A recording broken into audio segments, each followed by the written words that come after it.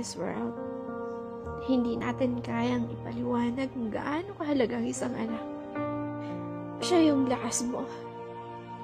At siya yung dahilan kung bakit nananatiling matatag ang isang ina o ang isang magulang pa.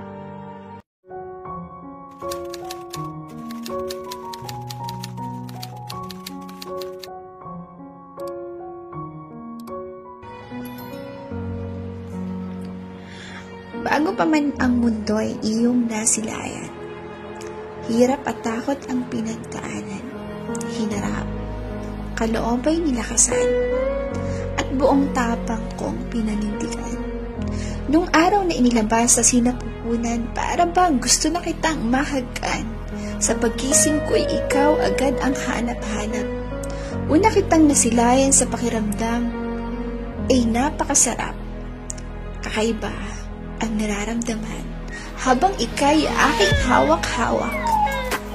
Naging simbolo ka ng aking kabiyak at ang tinig ng iyong pagkaiyak ang maghuhudyat para kabutihan mo'y matiyak.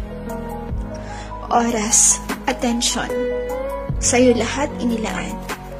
Araw-araw kitang inaalagaan. Ibinigay lahat ng iyong pangangailangan. At minuminuto kitang sinusubaybayan. Ako'y laging nasa iyong tabi, mula sa unang pagbigkas ng iyong mga labi, sa unang paghakbang ng iyong mga paa, kasabay ng iyong malaanghen na pagtawa, hanggang natuto kang makisalamuha sa iba. Tinutulungan kitang bumangon sa oras na madapa ka. Laging nakagabay sa lahat ng iyong ginagawa at di nagkukulang na ipaunawa ang mabuti sa masama. Kasabay sa iyong pagkabata. Hindi tiyak na lait-laitin ka ng iba. Lumaban ka sa paraang tama. Maging mabuting modelo ka sa iba.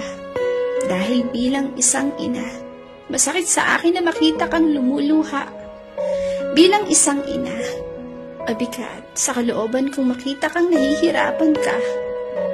Bilang isang ina, nadudurog akong nakikita kang nagdurusa. At bilang isang ina, walang ibang hinangad kundi mapabuti ka.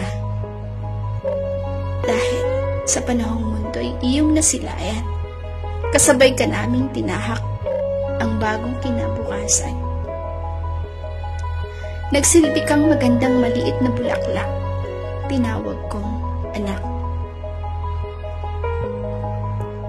By the way, shout out to Mr. Jeffrey Evangelista and to Mr. No Time sa mundo'y ng mga dinosaur. Once again, this is Rose Alone. Thank you so much!